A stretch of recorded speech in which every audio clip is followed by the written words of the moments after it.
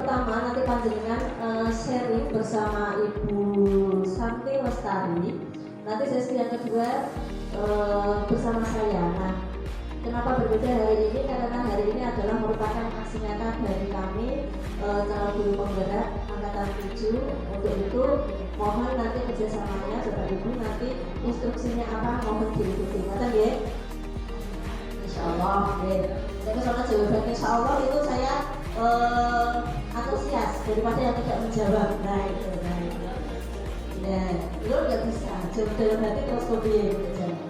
Baik Bapak Ibu, untuk sesi yang pertama pagi hari ini nanti kita akan belajar tentang bagaimana sih menerapkan budaya positif di sekolah maupun di kelas panjenengan sedaya. Untuk yang pertama nanti panjenengan akan dibersamai oleh Bu Santi Lestari dari SD Tunggul 1. Nanti sesi yang kedua bersama saya Bu Zulfa. Perkenalan lagi buatan sudah kenal deh? Atau perkenalan nanti buatan usah. Untuk sesi yang pertama nanti ada beberapa materi yang nanti akan disampaikan oleh Bu Santi. Mohon nanti untuk disimak untuk instruksinya apa nanti panjenengan mohon diikuti. Maka ya Bapak Ibu, untuk yang pertama kami persilahkan untuk Bu Santi untuk segera memaparkan materinya. Mohon.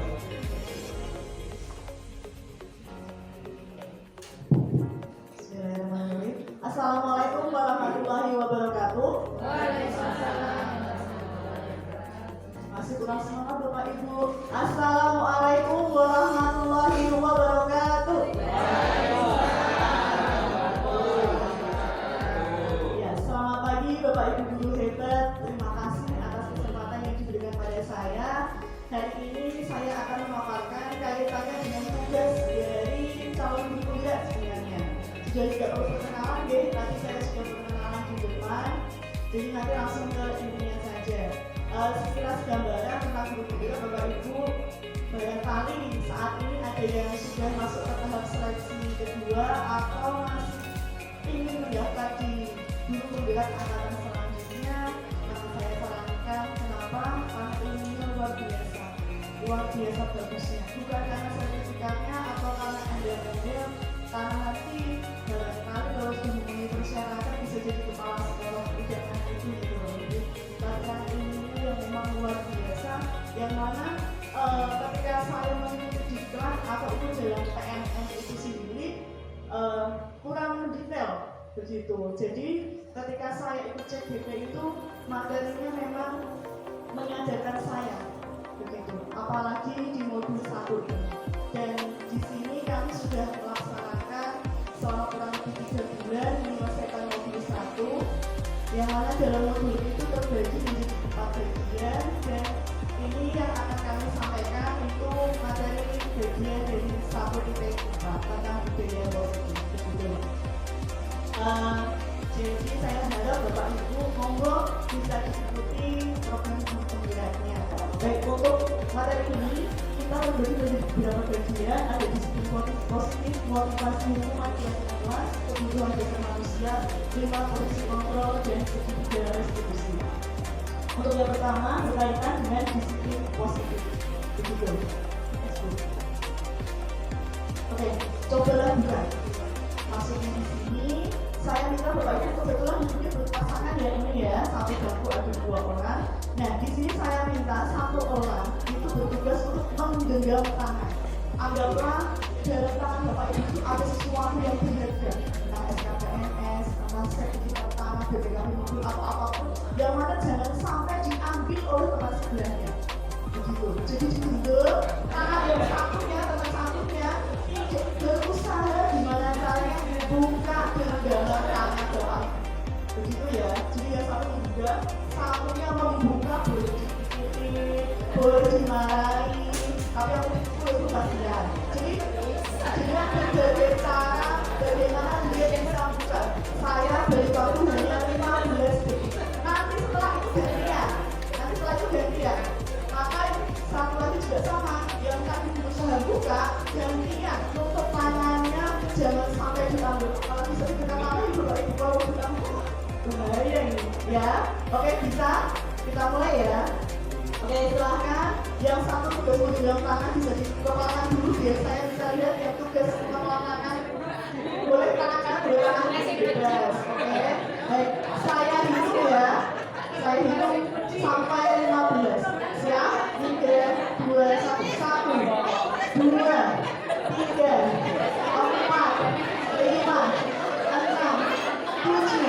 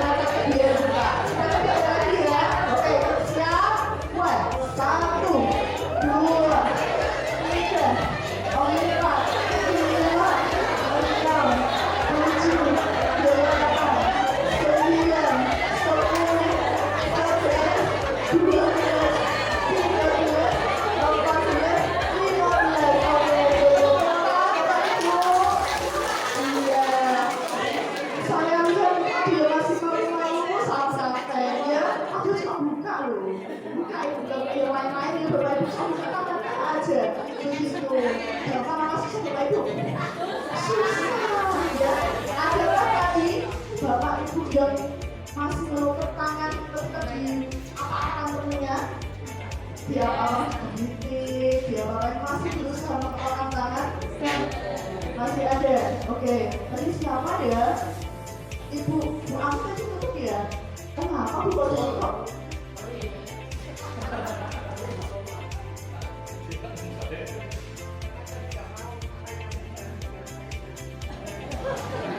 Karena Bapak nggak mau yang berhasil itu diminta sama Bu Ari. Ada yang tadi membuka tangan pada akhirnya menyerah, ya ngalah aku daripada dikit gue. Ada yang seperti itu tadi? Tidak ada, sama sekali tidak ada. Hebat. Terus pertanyaannya, siapa sih Bapak Ibu yang sebenarnya punya kontrol untuk membuka atau menutup tangan kita? Siapa sih? Diri kita sendiri. Ketika dipaksa kayak apapun duit sampai mungkin ada yang tadi bisa saya lihat di sini tadi Bu Citra sama Ibu seperti itu ya, karena sampai dirinya pengen dibuka, ternyata hanya kita sendiri, kita tidak bisa memaksa orang lain untuk mengikuti perintah kita begitu.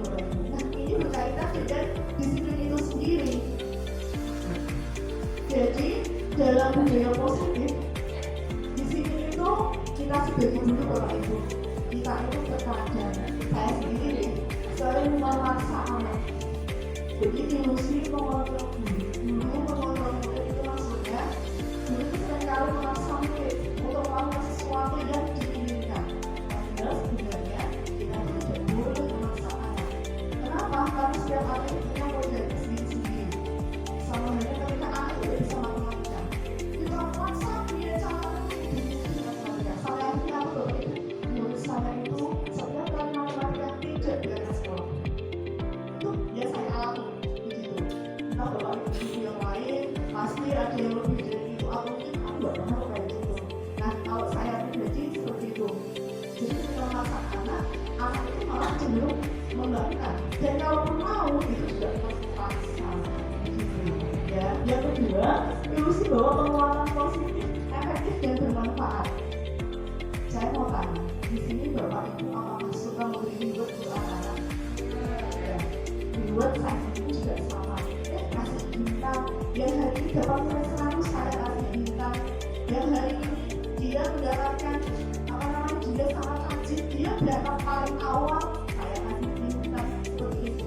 Padahal penggunaan reward itu sebisa mungkin dikurangi dihindari.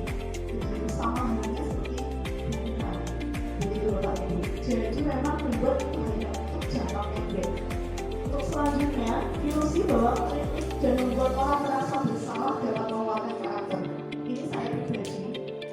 Ketika saya marah dengan anak itu tidak mau nurut sama saya itu dengan masih menangis. Ya Allah, apa kau tidak salah kalau aku sakit? Mau kau tidak sakit di sini kalau tak apa lagi? Saya seperti itu seringkali. Ya Allah, apa kamu nggak mau? Nggak merasa bersalah kalau misalnya nanti dimarahi, diejek sama teman-teman, misalnya teman-teman guru. Tuh, kelas 4 perlu dikasih bimbingan untuk gurunya. Kamu apa nggak mau? Nggak kasihan. Saya merasa memuas. Terus anak-anak gimana teman? Anak-anak juga bilang, ya Allah, saya aja guruku malah dimarahin. Kasihan begitu. Padahal apa? Kita nggak boleh.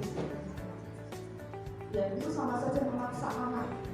Begitu Bapak Ibu. Jadi tidak boleh kita memaksa anak untuk juga sama dengan lebay ya, bahasa dengan ekstrim kita yang seperti itu tidak boleh. Dan yang selanjutnya yang terakhir, ilusi bahwa orang dewasa memiliki hak untuk memaksa. Nah, kita yang saat ini sebagai orang dewasa Bapak Ibu, terkadang itu memang seringkali ingin memaksa anak itu ingin menjadi seperti anak. Padahal dalam ajaran dari Ki Hajar Dewantara disebutkan bahwa pendidikan itu sejatinya menuntun segala kekuatan kodrat yang ada pada anak.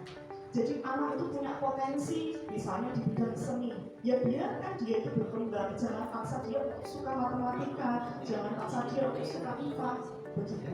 Kita berikan materi, pelaksanaan kita memberikan materi, tapi kita tidak boleh benar-benar memaksa dia. Begitu. Karena apa? Potensinya ada di seni. Gitu. Nah makanya dalam kurikulum merdeka ada istilah kalau bisa itu tidak ada ranking. Kenapa? Karena berbeda. Dan saya yakin Bapak Ibu di sini juga sama berbeda. Ada Bapak Ibu guru yang itu dia ahli dalam bidang ketika OSN apa. Tapi ada juga yang suka sekali dengan seni. Sama seperti murid juga sama. Nah kecenderungan kita orang dewasa itu yang sering kali memaksa anak-anak untuk sama dan mau melakukan apa yang kita inginkan. Begitu Bapak Ibu. Dan saya yakin Bapak Ibu di sini pengalamannya sudah banyak sekali, jauh dari saya baru 5 tahun Bapak Ibu. Begitu. Apalagi di sini sudah belasan tahun, sudah pernah menghadapi anak dengan berbagai tipikal, ya. Dan di sini kita sudah sharing ya Bapak Ibu, biar saya benar-benar masih menggurui. Jadi di sini saya dan Bu Zulfa berbagi dengan apa yang sudah kami dapatkan selama ini. Nah, sekarang apa pendapat Bapak Ibu guru tentang arti kata disiplin? Siapa ini? Pasti semua guru di sini itu pengen arti disiplin. Oh, disiplin apa sih? Oh, Bu, apa? Pak Pur itu sudah senior di sini. Tentu disiplin itu disiplin itu gimana sih Pak menurut Pak Pur itu? Disiplin kalau menurut saya itu suatu pekerjaan yang harus dilaksanakan dengan tepat. Maksudnya begini, sesuatu yang sudah diprogram harus dilaksanakan dengan benar.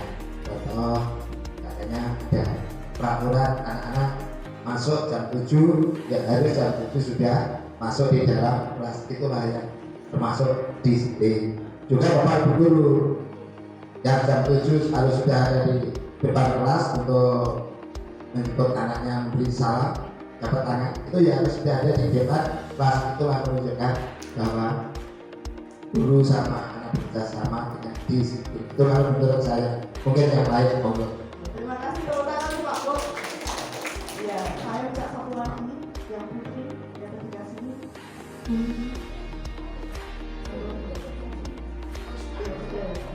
Nanti saya kasih bagian tenang. Siap, kita hari monggo. Yang ketiga kalau itu. Oke, disiplin menurut Bu Ari itu kayak apa sih sebenarnya? Luar sebetulnya, kalau menurut saya disiplin itu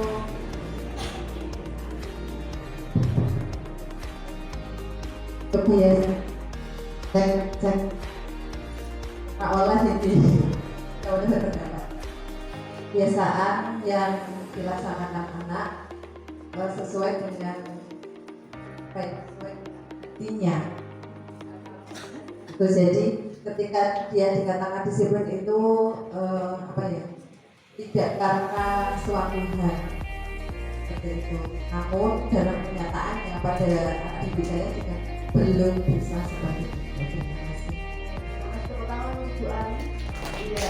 Jadi disiplin yang bisa saya tangkap intinya disiplin itu harus patuh, aturan, taat, dan otomatis yang namanya siswa kalau tidak patuh aturan bagaimana coba dikasih apa? Ada sanksinya, ada hukumannya, ya kan? Nah, jadi memang tujuannya benar membela hukuman. Dan ketika kita memberi hukuman ke anak itu merasa apa namanya tahu, bisa juga merasa akan ada perasaan bersalah dalam dirinya. Begitu Bapak Ibu. Jadi sebenarnya disiplin itu tidak melulu soal dia harus benar-benar patuh aturan, kalau tidak patuh nanti dihukum, bukan seperti itu. Nah, dari Ki Hajar Dewantara itu menjelaskan kalau murid yang merdeka itu syaratnya disiplin yang kuat. Seperti misalnya Ibu katakan tadi bahwa disiplin itu harus muncul dari dalam dirinya sendiri, bukan karena ada orang lain. Nah, makanya di sini kita belajar bahwa kita berproses bagaimana sih membentuk, membangun rasa disiplin dari hati para murid itu sendiri. Nah, ketika seorang anak itu melakukan sesuatu baik, itu mereka punya 3 motivasi, yang mana setiap tujuan atau setiap perilaku pasti ada alasannya, termasuk ketika mereka berbuat masalah. Yang pertama, ada perilaku untuk menghindari ketidaknyamanan. Contoh misalnya anak itu berangkat ke sekolah pagi-pagi sekali, dia tidak telat. Tujuannya aku tidak dulu, pun aku berkewajiban mengatur penyanyi. Bisa seperti itu anak itu. Jadi dia takut kalau dihukum oleh gurunya. Bisa juga aku hari ini harus pakai seragam lengkap saat upacara. Kalau enggak nanti aku dipanggil sama Pak Kepala Sekolah, terus aku dihakimi di dalam kantor misalnya. Jadi itu anak-anak untuk menghindari hukuman, dan kebanyakan seperti itu anak-anak, termasuk menurut saya sendiri. Yang kedua adalah untuk mendapatkan hadiah atau imbalan. Murid kalau misalnya disuruh soalnya dikerjakan, nanti yang selesai duluan yang dapat nilai 100 dapat bintang. Otomatis siswa itu langsung secepat-cepatnya mengerjakan soal dan berusaha dia dapat nilai yang bagus. Begitu. Jadi memang ada rasa dapat hadiah, nanti dapat piala, dapat uang dari guru atau pak guru. Seperti itu. Nah, itu adalah motivasi eksternal yang umumnya juga dimiliki oleh anak-anak. Dan yang ketiga adalah menjadi pribadi yang mereka inginkan dan menghargai diri sendiri, yaitu tadi membangun rasa disiplin dari dalam hati mereka. Itulah motivasi internal yang diharapkan bisa kita bentuk agar nanti para murid itu tidak melakukan kegiatan itu, melakukan sesuatu hal bukan karena kamu dihukum atau pengen dapat hadiah. Jadi karena memang kesadaran dalam dirinya. Begitu Bapak Ibu. Nah, di sini tadi saya sudah sering kali menyebutkan istilah ada hukuman, konsekuensi, dan restitusi. Sebelum ke restitusi, menurut Bapak Ibu apa sih bedanya hukuman sama konsekuensi? Sama atau berbeda? Kira-kira sama atau berbeda Bapak Ibu? Berbeda? Berbeda Bapak Ibu? Oh. Oke. Gimana Bapak Ibu? Apakah sama? Kalau sama, berat. Sama atau berbeda Bu? Konsekuensi sama hukuman kira-kira sama atau berbeda Bu? Beda. Oke. Kalau bedanya apa sih Bu memangnya antara hukuman sama konsekuensi itu? Kalau konsekuensi itu memang sebagai ungkapan mereka harus bertanggung jawab sesuai dengan apa yang kita lakukan. Merupakan kebijakan yang harus dilakukan, tetapi sesuai dengan apa yang dilakukan. Tapi merupakan kesalahan yang dilakukan, kemudian bertanggung jawab. Ya, maaf. Jadi spontan, oke nggak apa-apa. Justru loh, kita itu akan Bapak Ibu dengan istilah hukuman dan konsekuensi. Iya. Nah terkadang kita itu saya sendiri dulu itu menyamakan seperti bocah tidak ada PR loh tak hukum. Itu konsekuensinya. Nah itu sama, gitu. Nah bagi Bu Abel berbeda. Oke coba awal belakangnya atau Bapak ngomong. Oke Bapak sama atau berbeda sih hukuman dan konsekuensi? Ya Bu. Beda. Oke. Karena kalau hukuman soal alamnya, soal suatu menjadi suatu kesalahan. Tapi konsekuensi itu bukan seperti kesalahan, namun seandainya contoh saja kita menyalahkan anak, konsekuensinya ya memang belajar, kan tidak kesalahan Pak, tapi menguntungkan sesuatu yang diharapkan, itu konsekuensi. Terima kasih untuk Bu Amal dan Pak Musis. Jadi tepuk tangan Bapak Ibu, kita berikan pembacaan karena sudah bertanggung jawab. Ya, itu juga seperti itu toh. Semua anak yang berpendapat kita hargai sepenuhnya dalam tepuk tangan. Jadi tepuk tangan yang mulia. Oh ya, oke. Nah, jadi sebenarnya betul ya bahwa hukuman dan konsekuensi itu dua hal yang berbeda. Jadi kalau hukuman itu sifatnya bersifat, kita memberi hukuman itu tanpa mikir nanti akibatnya kayak apa. Contoh misalnya Bapak Ibu, ketika saya itu dulu pernah menghukum anak, dia nggak pakai sepatu, suka sekali nggak pakai sepatu di sekolah, terus saya hukum. Hukumannya apa? Sepatunya saya lempar sejauh mungkin. Itu jujur Bu, saya dulu seperti sakit galaknya ya, saya lempar sejauh mungkin.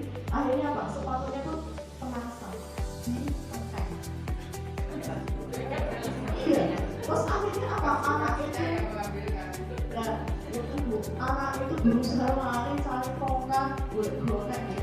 Itu guru kamu mengambil sepatu. Terus dia pakai aja ya, besok dia pakai sepatu. Tapi gimana Bapak Ibu gimana?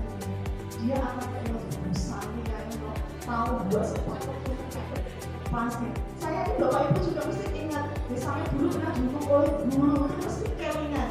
Aku kayak kalau mesti ada yang bekas di sini. Begitu itu bukan jadi sifatnya spontan dan saya tidak mungkin nanti kepanjangan efek jadinya apa sih ya seperti itu. Itu kalau hubungan. Terus tidak melibatkan murid. Saya nggak tanya sama murid, kamu kenapa nggak pakai sepatu? Saya naik gitu. Oh, suhu panas. Nah, sering seperti itu akhirnya kan saya bosan. Saya gemes orang hujan, nggak hujan nggak pakai sepatu. Saya lempar gitu. Nah, disitulah ternyata hukuman itu tidak melibatkan anak dan itu membuat jiwa anak dari anak itu luka dan itu akan dibawa sampai dia ketika dewasa. Itu yang namanya hukuman. Kemudian bisa berupa fisik, psikis. Itu tadi yang saya lakukan berupa, saya rasa seperti fisik ya, saya bilang. Kemudian bisa juga pakai psikis. Saya berikan kata-kata yang kasar. Lagi loh, capek banget loh. Dengan intonasi saya yang seperti itu sama saja sudah menyakiti anak. Oh, aku juga capek. Aku juga jadi besar. Jadi ketika saya berikan anak itu apa namanya? Saya juga sama menggunakan meskipun hanya lewat kata-kata. Gitu. Entah maksudnya guyon atau menerangkan. Kalau itu keluar dari mulut guru, maka itu sudah akan membekas bagi anak.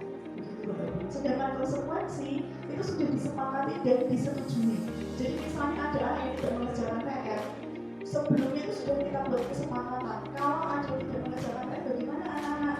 Nanti saat jam istirahat menjadi PR-nya guru. Nah, jadi semisal besoknya ada yang mengerjakan PR, maka dia harus tahu. Oh, kalau aku mengerjakan PR saat jam istirahat, aku mengerjakan PR. Itu konsekuensi. Jadi sudah dilibatkan anak, sudah diajak anak untuk berkomunikasi kaitannya dengan apa yang akan diterima jika mereka berbuat kesalahan. Yang kedua, bentuk konsekuensi dibuat oleh murid dan guru juga ya. Dan murid tetap dibuat tidak nyaman untuk jangka waktu pendek. Tidak nyamannya gimana Bapak Ibu? Ketika tadi ada murid yang harusnya istirahat, tapi dia masih ngerjain PR, pasti dalam hidupnya aku berjualan dan berkhusus. Anak seperti itu. Jadi waktu haknya untuk istirahat itu malah terbunuh dia harus ngerjain PR. Padahal itu konsekuensinya. Nah, jadi tetap ada rasa tidak nyaman yang didapatkan oleh anak. Nah, dari penjelasan ini coba kita akan cari tahu mana sih yang hukuman, mana sih yang konsekuensi. Kita bersepakat Bapak Ibu. Saya nanti ada beberapa permasalahan. Kalau bagi Bapak Ibu itu hukuman, nanti tangannya bisa digerakkan kemana Bapak Ibu? Biasa bisa tahu ke atas. Oke, ke atas saja ya. Yang gampang. Kalau hukuman, maka Bapak Ibu jawab tangannya dua-duanya bisa ke atas. Bau-bau itu tidak apa-apa lah ya. Oke, nanti kalau misalnya konsekuensi di depan, gitu aja. Ya, daripada begini nanti ngambok pak ke temennya kasihan ya. Jadi kalau hukuman tangannya ke atas, kalau konsekuensi tangannya ke depan. Begitu ya? Siap? Oke. Lari mengelilingi lapangan basket 2 kali karena terlambat hadir di sekolah. 1, 2, 3. Oke, boleh 2, boleh 1. Akan ini ibu biasa saya bisa lihat. Oke, semuanya menjawab hukuman. Tidak ada yang ke depan sepertinya. Oke, next Bu.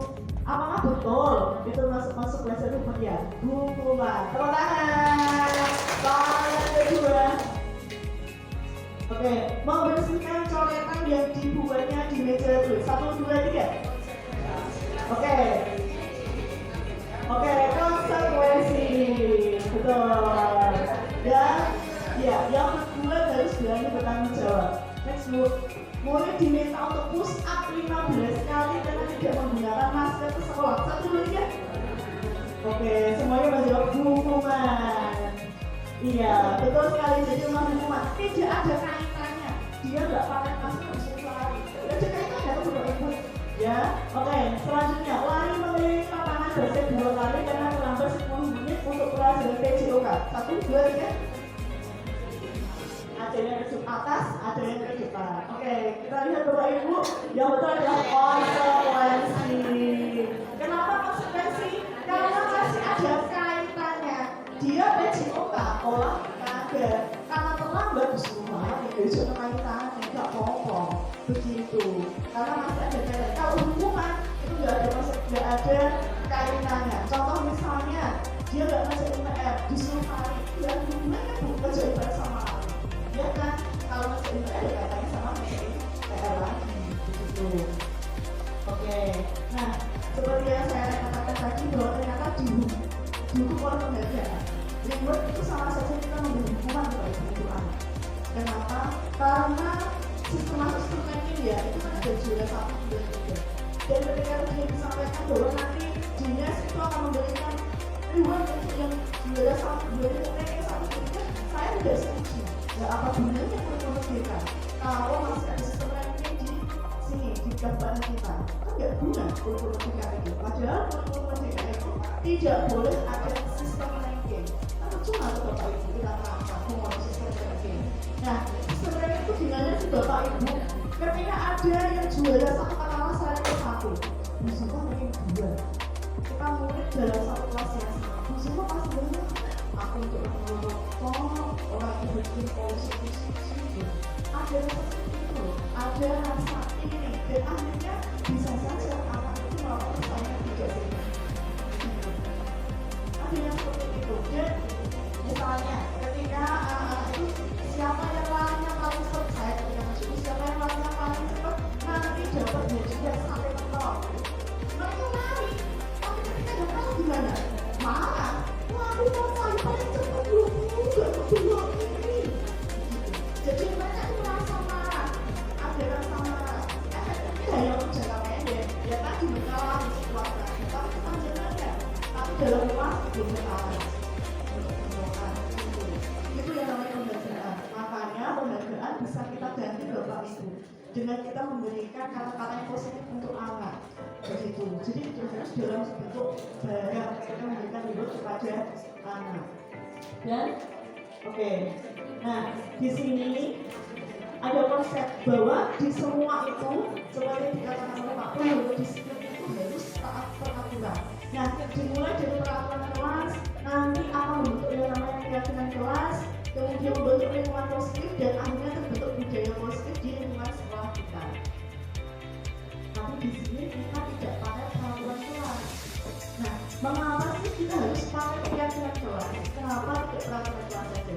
Saya mau nanya, apakah Bapak Ibu ketika awal pembelajaran, awal masuk tahun ajaran baru, mengajak siswa-siswa untuk membuat aturan kelas atau kesepakatan kelas, ya pasti ada yang membuat.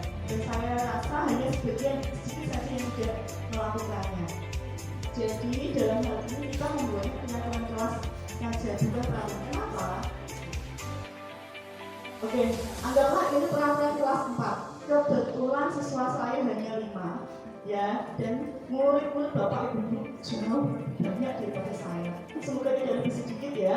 Jadi ini ada peraturan kelas 4 atau kesepakatan kelas 4 adalah membuang sampah pada tempatnya, kemudian mendengarkan orang yang sedang berbicara, membersihkan kelas sekolah, bersikap dan berkata sopan, tidak berlari dalam kelas. Apakah peraturan ini mungkin bertambah, Bapak Ibu? Bisa bertambah? Bisa saja. Misalnya ada murid saya itu yang suka makan di kelas. Kira-kira saya akan menambah tidak apa itu? Menambah pasti. Saya tambahin dilarang atau tidak boleh makan jajan di dalam kelas. Pasti saya tambah. Dan kemudian akan bertambah dan terus bertambah. Begitu Bapak Ibu. Jadi aturan itu jumlahnya terlalu banyak. Kalau muridnya ada 40, kira-kira aturannya ada berapa? Ya 40. Kenapa? Karena setiap siswa pasti usul. Siswa aturannya dia makan tepat waktu, tepat waktu, mengerjakan PR. Kalau 40 aturan, kira-kira Bapak Ibu apakah bisa mengingat 40 aturan itu di kelas? Bisa nggak mengingat? Nggak bisa.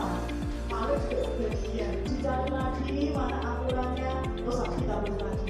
Anak-anak jadi 50 ke 60 menit saja. Begitu. Nah makanya kita buat yang di kelas saja. Nah di sini kalau bisa kita lihat itu sebenarnya dari peraturan tadi itu bisa kita kelompokkan.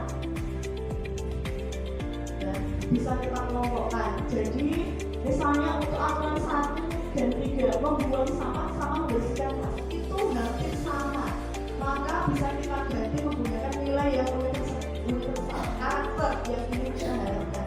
Jadi misalnya pengennya anak-anak itu bersih, anak-anak sehat, anak nyaman, maka kita tulis nyaman. Nyaman itu contohnya sangat luas ya. Jadi tidak hanya sebatas buang sampah atau bersih-bersih kelas.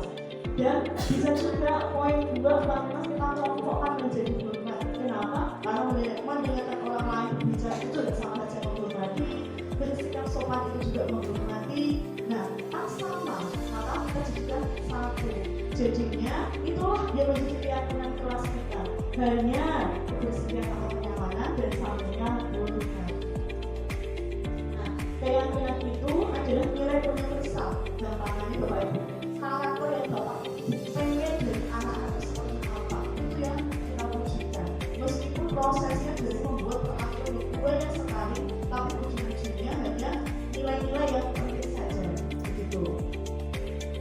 Nah, dari Goslan mengungkapkan bahwa seseorang akan lebih bergerak dan menjalankan keyakinannya daripada hanya mengikuti peraturan tertulis. Jadi dari keyakinan yang sudah ada dalam diri.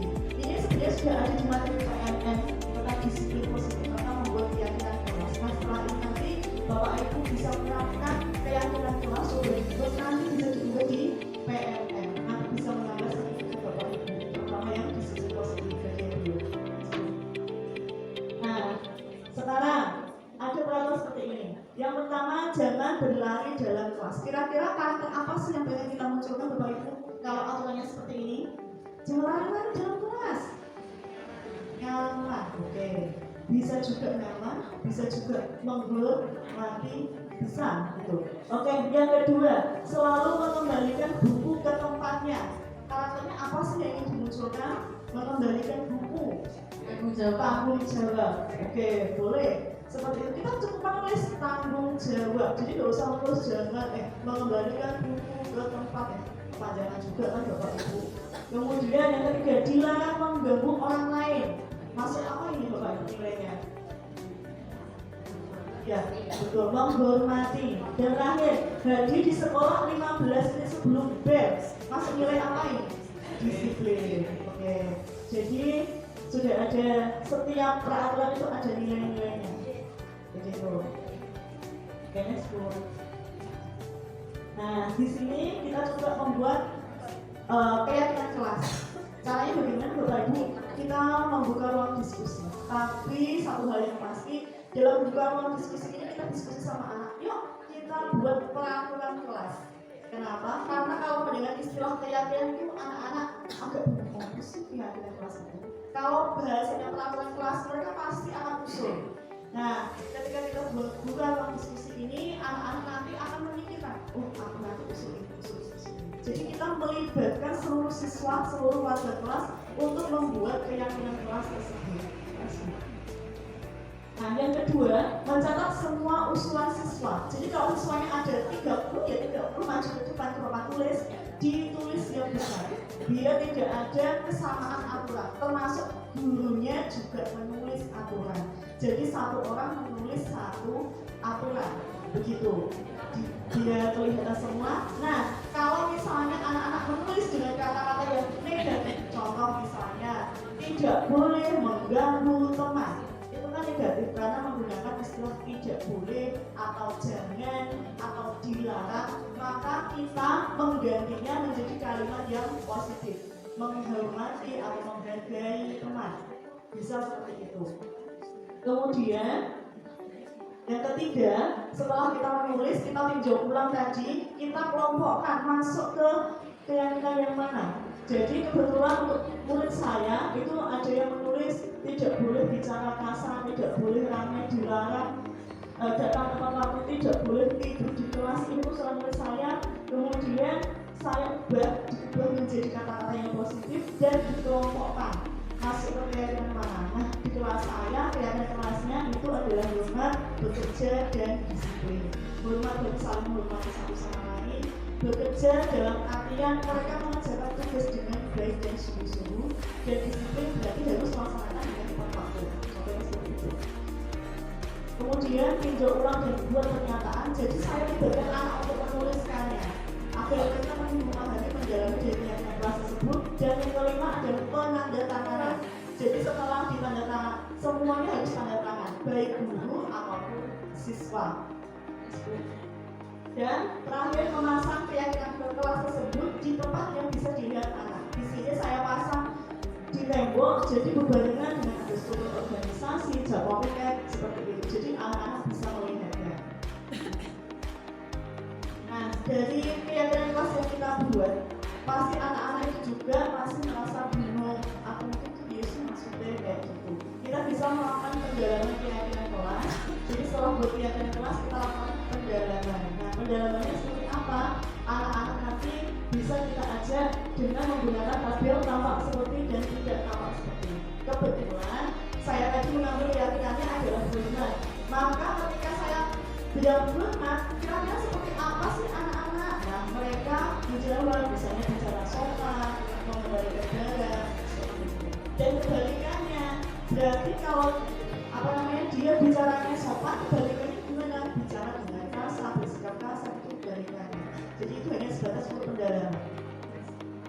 Dan bisa juga menggunakan tabel ini, ya, dengan terlihat atau berperilaku dari keyakinan hormat itu tadi.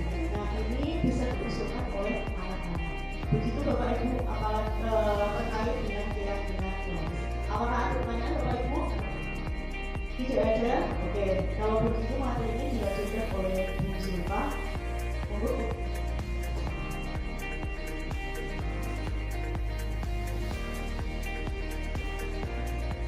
Pertanyaan untuk bersama dengan ini adalah memberikan materi yang sangat luar biasa.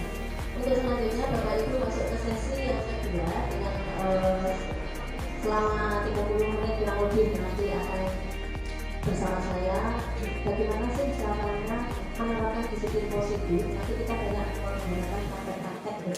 Kalau Bu Santi tadi sudah memaparkan bagaimana membuat sebuah keyakinan kelas, disiplin positif di dalam kelas. Nanti kita akan bersama-sama bagaimana kita menangani ketika ada seorang anak yang melanggar keyakinan kelas tersebut. Maka itu Bapak Ibu ya, sampai begini kalau dari sampai begini.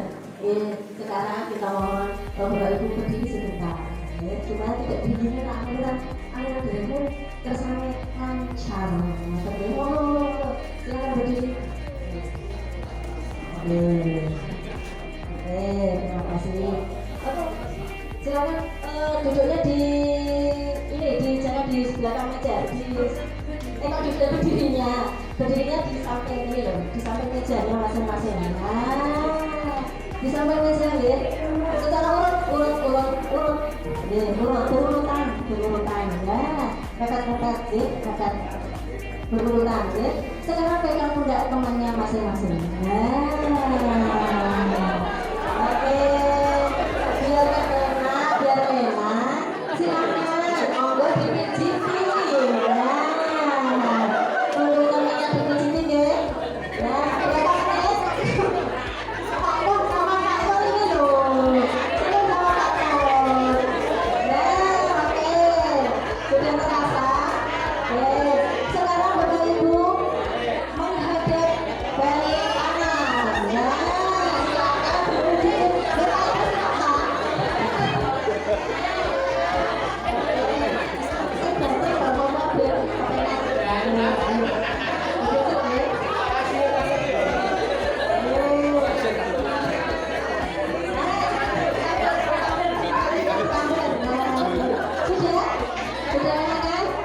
Ya, terima kasih boleh duduk kembali. Oke, lancar ya jalannya ya. Lancar. Oke, Bapak Ibu, nanti ini kali ini pastinya saya ajak untuk bagaimana sih mengidentifikasi nanti terus mengatasi anak-anak nanti yang melanggar peraturan atau keyakinan kelas kita. Ya. Sebagai pengantin, ini ada sebuah kasus. Mungkin banyak terjadi di kelas kita juga ya. Ibu Anggun, guru wali kelas 2A di SD Pelita Hati sedang bingung menghadapi ulah salah satu murid di kelasnya, namanya Doni. Beberapa anak di kelas 2A telah datang padanya dan mengeluhkan Doni yang seringkali meminta bekal makan siang dengan dipaksa ya. Jika Anda menghadapi situasi seperti Ibu Anggun, apa yang Anda lakukan? Nah, menurut panjenengan ini, kenapa Doni ini melakukan hal tersebut? Monggo Bapak Ibu silakan kita sharing berbagi pendapat siapa yang mau. Ketika panjenengan seperti Ibu Anggun, orang murid sing dene njaluki bekale kancane dipaksa, njaluki paksa kancane. Nah, menurut panjenengan yang menjadi alasan Doni melakukan itu apa? Terus panjenengan sikapnya bagaimana? Monggo Bapak Ibu. Kita share. Oh, belakang. Maju yang belakang maju, boleh maju aja. Orang shoot. Monggo Bu kesini nanti biar kelihatan. Ini lucu. Nah, itu Doni supaya tidak meminta bisa Berarti nggak Bu? Kami teh. Ini pegang-pegang kok ini apa loh? Sini aja Bu, tidak apa-apa. Masalah buatan pegang-pegang. Saya lupa lagi pada pegang-pegang. memberi pelajaran pada Doni supaya tidak meminta pendapat temannya. Nah, Doni disarankan untuk membawa bekal dari Oh gitu. Terima kasih tepuk tangan Ibu. Satu lagi mungkin jawaban dari Bapak mungkin Pak Salim mungkin. Pak Salim.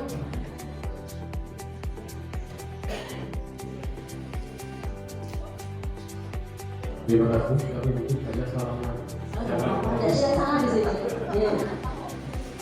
Ya. Jika ada kita seperti Ibu Anggun, apa yang akan Anda lakukan? Yang saya lakukan adalah mendidik anak tersebut agar anak tersebut bisa menjadi anak yang lebih bagus dengan menerapkan akidah akhlak bersama. Terus kira-kira apa alasan Doni melakukan tadi? Ini ada beberapa alasan, ada alasan positif dan alasan positifnya mungkin karena Doni itu kurang diperhatikan dari pihak keluarga dalam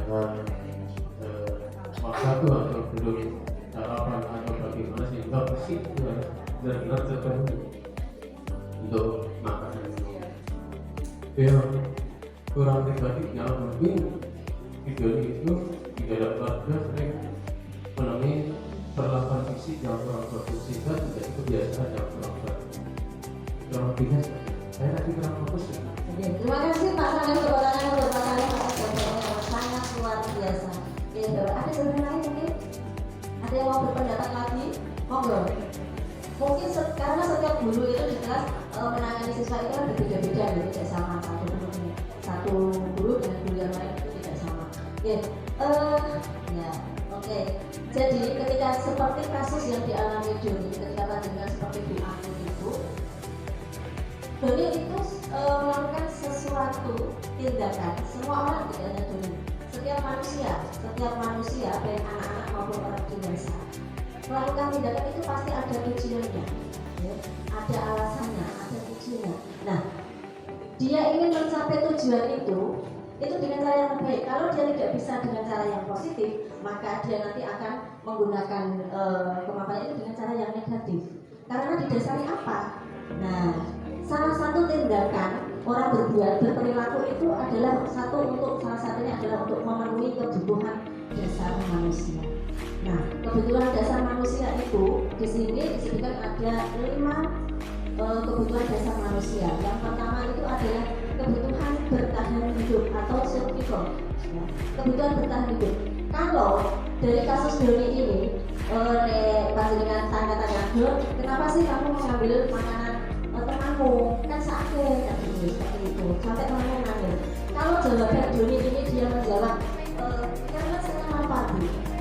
Saya tidak sanggup bekal misalnya. Saya lapar. Maka Doni ini adalah dia berusaha memenuhi kebutuhan untuk bertahan hidup. Nah, karena dia lapar. Kebutuhan dasar survival bertahan hidup ini ada 3, fisiologi, kemudian biologis, dan secara psikologis. Yang termasuk di dalam fisiologi ini kebutuhan makan, kesehatan, rumah. Nah, kemudian untuk secara biologisnya ini adalah termasuk kebutuhan proses reproduksi. Nah, bagi bapak ibu monggo yang belum menikah, Mbak Masito, Mbak Indah. Nah, ini adalah merupakan kebutuhan dasar. Monggo, ya ini nanti segera dipenuhi, ya. Proses reproduksi, Pak. Nah, gitu ya. Apa perlu dijelaskan secara gamblang? Ya, sudah, Pak. Nah, itu ya. Oh, bakal ya. Kemudian yang ketiga itu yang termasuk di dalam kebutuhan dasar survival untuk bertahan hidup adalah rasa aman. Ketika anak itu nanti mulai tidak nyaman, nah itu nanti dia akan mencari atau melakukan hal-hal yang akan melanggar peraturan atau keyakinan keras untuk membuat rasa aman. Ya. Seperti kemudian yang kedua itu adalah kebutuhan yang kedua adalah love and belonging. Ini adalah rasa kasih sayang dan diterima, ya. Rasa ini diterima. Nah, ini kebutuhan ini untuk disayangi dan diterima menjadi kebutuhan akan hubungan dan koneksi sosial.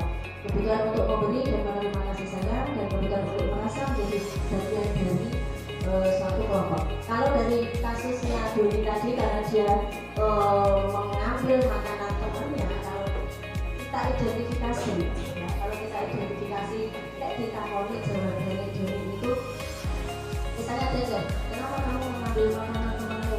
Kan dia nangis seperti itu. Nah, kalau misalnya jawabannya dia perhatian sama saya, Bu. Kadang-kadang anak-anak itu untuk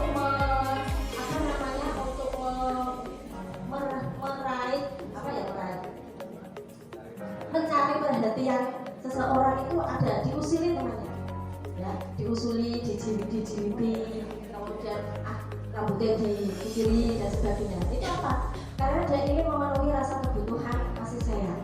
Ini diterima seperti itu. Kemudian kebutuhan yang ketiga adalah kebutuhan power, penguasaan, kekuatan. Nah, ini biasanya anak-anak yang seperti ini itu bocah yang nakal-nakal. Ya, dia merasa pengen diakui kehebatannya, pengen kuat, diakui kekuatannya. Contohnya diakui. Kalau dari contohnya kasusnya si Doni tadi, kalau jawabannya ketika ditanya, kenapa kamu mengambil bekal temanmu? Kalau jawabannya dia itu, biar teman-teman saya takut Bu sama saya, saya kuat, ditolak kami. Nah, itu berarti dia berusaha untuk memenuhi kebutuhan akan diakui kehebatannya, kekuatannya, penguasaannya. Kemudian yang keempat ini adalah kebutuhan freedom, ya, kebebasan. Kalau misalnya Bapak Ibu di kelas ada misalnya ada anak yang suka males dikon garap tidur, bermasalah dan sebagainya, dijawab terus nih, kamu nggak tulis, nggak nyampe kan? Ya misalnya seperti itu, asik, monoton, acet, pelajarannya ngomongin terus, nah misalnya seperti itu. Nah berarti ini nanti ada yang merasa ingin kebiasaan. Buat sekali-sekali pelajarannya itu mau ketemu, nah seperti itu ya. Dan bebas bisa berjalan sana sini. Nah ini kan nanti kalau dengan nanti yang memenuhi kebutuhan fun atau kesenangan. Nah itu ya. Jadi ada 5 kebutuhan dasar yang harus dipenuhi oleh anak dan orang dewasa. Gitu. Nah terus bagaimana ketika panjenengan menghadapi siswa-siswa yang seperti itu, yang tidak patuh dalam keyakinan kelas, seperti kasusnya Joni dan seperti itu. Nah, ini ada satu kasus lagi. Anto jarang sekali hadir di pembelajaran, dan pada saat hadir pun Anto seringkali menggunakan kata-kata kasar dan mengejek teman-temannya. Nah, ini sudah sangat mengganggu dan beberapa orang tua murid yang mengeluhkan tentang perilaku Anto terhadap teman-temannya. Menurut Bapak dan Ibu, bagaimana cara panjenengan mengatasi masalah Anto ini? Monggo Bapak Ibu. Pakai tes. Bocah bener itu lah. Dari itu. Monggo Bapak Ibu, silakan. Nah, di kelas jaringan orang saya Anto ini loh, sekarang milih soal itu loh. Bicaranya kalau kata-kata, nah itu. Sekarang kira-kira kasarnya. Anaknya siapa? Membuli kan temannya. Anaknya aja. Nah, kira-kira nanti bagaimana Bapak Ibu untuk mengatasi Anto ini? Nah, diperkirakan saya ini Bu Eni muridnya sampai ke sini latih coba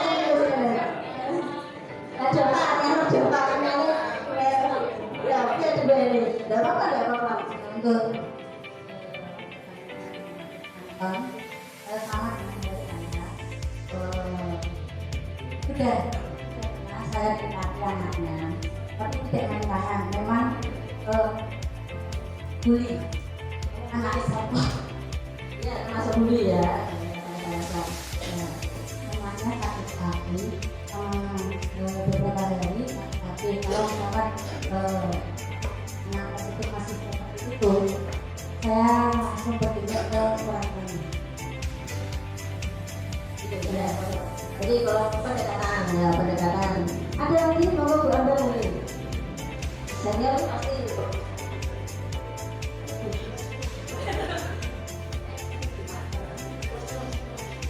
ya terus mau lanjutkan dulu ya. Menurut saya pendekatan khusus memang ada anak yang seperti itu dan itu memang membutuhkan perhatian khusus. Istilahnya didekati, dilos, sebelum dan ya karena memang dia mungkin butuh perhatian, mungkin di rumah tidak kurang perhatian dengan bagaimana.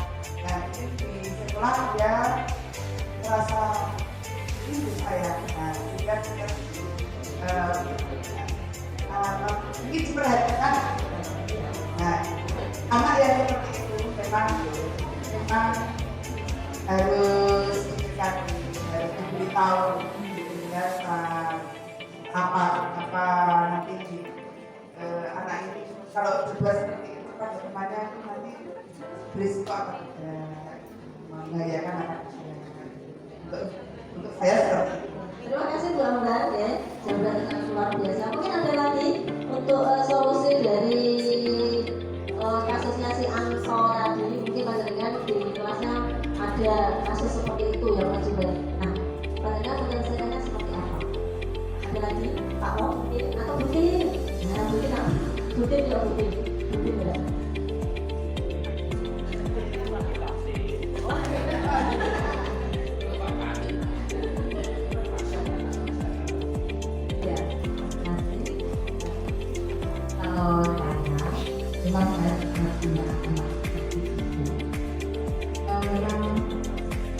harus menggali akar permasalahan keluarganya, dia dari keluarga seperti apa. Kebetulan itu juga murid saya, bapaknya juga murid saya. Jadi setelah itu saya cari terus, mungkin harus ditempel karena dia tahu pertemuan. Harus ditempel, kemudian ditanya, kenapa kamu begitu seperti ini? Aku nek kamu lo ya tidak Pak. Enggak Pak. Jadi memang harus betul-betul digali akar permasalahannya dari keluarga dulu. Dari keluarga seperti apa? Kemudian kita memang istilahnya mengambil tiganya jangan sampai rusak airnya. Jadi anak itu memang sekarang bisa duduk diam, tidak membuli lagi dengan temannya karena seringnya saya perhatikan. Jadi memang dia dari rumah kurang perhatian dari orang tua, sehingga guru yang menjadi orang tua di sekolah harus bisa berperan sebagai orang tua dia yang memperhatikan.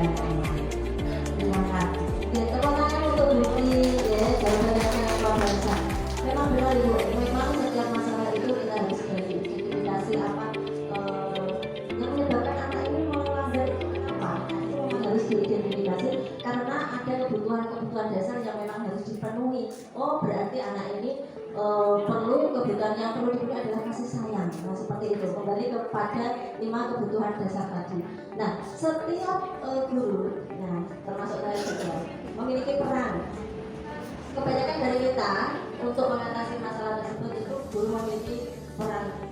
Yang pertama ada 5 posisi kontrol dari seorang guru ya. Yang pertama itu karena ini jadi kelima posisi kontrol tersebut adalah penghukum, sebagai penghukum, kemudian ada sebagai pembuat rasa bersalah, guru sebagai teman, guru sebagai pemantau, dan guru sebagai manajer. Nah, peran-peran inilah nanti yang akan mensukseskan, membangkitkan, membangun siswa ini menjadi individu sukses ataukah menjadi individu gagal. Nah, kita coba merefleksi selama ini ketika ada anak-anak yang melanggar keyakinan kelas atau melanggar kedisiplinan, disiplin positif di sekolahan, kita itu nanti ikut kelompok mana? Ya, kita itu nanti ikut ke kelompok mana? Nah, apa dampaknya nanti untuk anak-anak itu apa? Nah itu. Jadi kalau kita sebagai seorang guru, sebagai seorang penghukum, ini kebanyakan memang kita lakukan seperti itu ya. Sebagai penghukum, contoh, siapa yang mau praktek dengan saya? Monggo Bu Amber, praktek dengan saya. Saya sebagai murid, jadi sebagai guru tidak apa-apa. Betul, ya. Bu Santi mawon ya. Bu Santi ini nanti saya jadi gurunya ya. Apa berikan? Oh, maaf, maaf. Nah, ini Bu Santi sebagai siswa yang datang terlambat. Ini seperti kasus yang sering kita dapati di sekolah. Nah, coba misalnya kalau kita berada di posisi penghukum ya, guru sebagai seorang penghukum. Selamat pagi Bu. Pagi. Bu, saya telat. Kenapa telat? Baru saya. Telat, kamu jam piro lah? Jam 5 Bu, tapi tidur lagi. Sama nenek, habis itu jangan tidur lagi, jangan tidur lagi. Nah itu, oke, nah itu ya, awas ya, sesok nek kowe telat lagi, awas, besok kalau telat lagi, saya suruh pulang, nggak usah masuk sekolah. Yes. Asik kalau pakai sekolah, seperti itu ya. Nah itulah, jadi nanti ketika kita berperan sebagai seorang penghukum, nah seperti tadi, jadi biasanya menggunakan kata-kata awas, ya, kowe yang telat ada dino,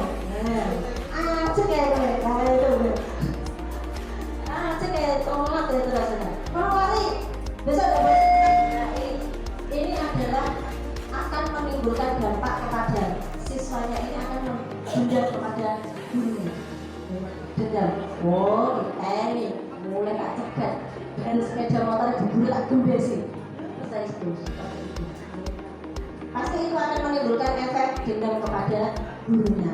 Seperti itu. Nah, sekarang peran guru sebagai pembuat rasa bersalah. Kalau pembuat rasa bersalah,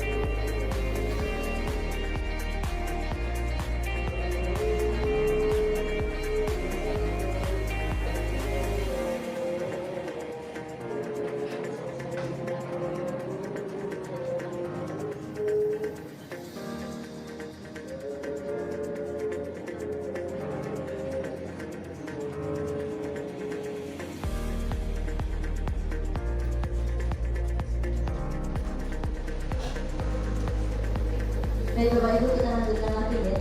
Kalau tadi sudah pada posisi kontrol sebagai pembuku, yang dimana guru itu nanti galak, wajahnya gas dan sebagainya. Nah, sekarang kita ke posisi kontrol pembuat rasa bersalah. Di sini guru itu bicaranya lembut tapi ngerti, halus tapi ngerti. Contoh misalnya, monggo Bu. Kasusnya sama ya Bapak Ibu. Kasusnya sama. Telat. Selamat pagi Bu Sri, selamat pagi. Nanti habis ini kamu bisa belajar ya. Ini saya udah catat ya. Biasanya itu kalau pembuat rasa bersalah itu dia di keadaan yang sulit. Si pembuat kesalahan ini rasanya tidak nyaman. Itu aku dilari kantor ngopo. Jadi setelah di kantor, kemudian dia lebih dengan kata-kata yang halus tapi rodok-rodok membuat si murid ini tidak nyaman terhadap gurunya. Sedang dulu ya, Santi, saya kecewa. Kenapa kamu telat lagi? Padahal kemarin saya sudah bilang kepada Bapak Kepala Sekolah agar kamu tidak telat ke sekolah lagi. Jangan diulangi lagi. Coba bayangkan, ketika kamu jadi saya sudah bicara sama kepala sekolah, sudah caranya apa ya? Beda kamu, saya sudah membela kamu lagi-lagi menjadi kepala sekolah. Ternyata kamu telat lagi. Saya kan malu. Nanti kalau saya laporkan kepada orang tuamu, bagaimana perasaan orang tuamu? Nah, jadi seperti itu. Nah, ini sebagai rasa membuat rasa bersalah itu seperti itu. Gurunya lembut, bicaranya lembut tapi sangat mengenal. Nah, biasanya ini dampak untuk si siswanya ini lebih berbahaya. Karena apa? Dipendam. Sakit hatinya si anak ini akan dipendam. Nah, kita kasus-kasus yang anak ada yang frustasi, ada anak yang bunuh diri dan sebagainya, itu mungkin seperti itu karena dia dibuat bersalah, merasa bersalah oleh pihak-pihak lain, nah, seperti itu. Kemudian di posisi kontrol yang ketiga yaitu sebagai teman. Nah, sebagai teman ini ada sisi positifnya, ada juga negatifnya. Nah, kalau sebagai posisi positifnya, segi positifnya ini nanti apa ya? Lebih friendly ya, lebih kekeluargaan. Jadi anak tidak merasa takut. Tapi sisi negatifnya nanti anak akan lebih tergantung kepada anak, kepada gurunya. Contoh misalnya, Lagi Bu. telat lagi ya. Iya, Bu, sama. Nah, terus ojo dibalikin kan duduk sana. Siap Bu, makasih Bu ya. Itu sebagai tenaga itu seperti itu. Jadi dia itu ya ada sisi negatif dan sisi positifnya seperti itu. Kemudian ya, ayo datang dari bapak ya, akhirnya. Terus yang posisi kontrol yang keempat ini sebagai pemantau. Sebagai pemantau ini, guru ini lebih kepada data-data yang ada. Jadi mengawasi, pemantau itu mengawasi, pengawasan. Jadi setiap berapa kali sih menurut data ini, berapa kali dia itu telat, itu ada semuanya. Kalau sebagai pemantau, contoh misalnya, nah ini Lagi Bu. tadi, Maaf Bu, saya terlambat. nah dalam 1 minggu ini kamu sudah telat 3 kali loh satu. Iya Bu, maaf. Kamu tahu kan konsekuensinya apa? Ya nanti kalau pas jam istirahat saya habis di kelas Bu. Ini telat 10 menit, berarti nanti istirahatnya saya juga 10 menit. Oke, saya tunggu nanti kamu mengerjakan konsekuensi yang telah kita sepakati. Siap Bu. Nah, itu adalah contoh kalau sebagai pemantau, dia berdasarkan konsekuensi dan data-data yang ada. Mengawasi, setiap diawasi secara berkala. Nanti ketika dia si anak ini melakukan konsekuensinya, dia harus ditunggui. Nah, seperti itu. Nah, kemudian di posisi yang kelima yaitu sebagai manajer. Nah, tuntutan kita kalau semaksimal mungkin kita ada di posisi manajer ini, ya. Karena apa? Nanti di posisi manajer ini adalah dapat menumbuhkan budaya-budaya positif, kemudian menumbuhkan apa ya namanya solusi-solusi dari anak.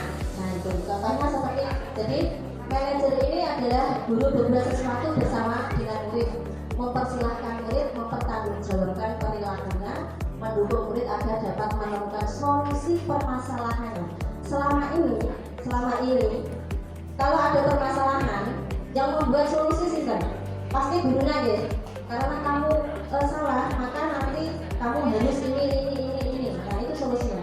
Kalau kita di posisi manajer, nanti kita yang membuat solusi adalah si muridnya gitu, dengan didampingi oleh gurunya. Contoh Bu, tadi Santi, maaf Bu, saya telat. kamu tahu ya di konsekuensi kita Tahu Bu, sudah paham keyakinan kelas kita? sudah Bu, saya harusnya lebih disiplin Bu. Oke, kalau begitu kalau sudah tahu besok saya tidak lagi melihat kamu telat ya. Ya, Yang harus kamu lakukan apa?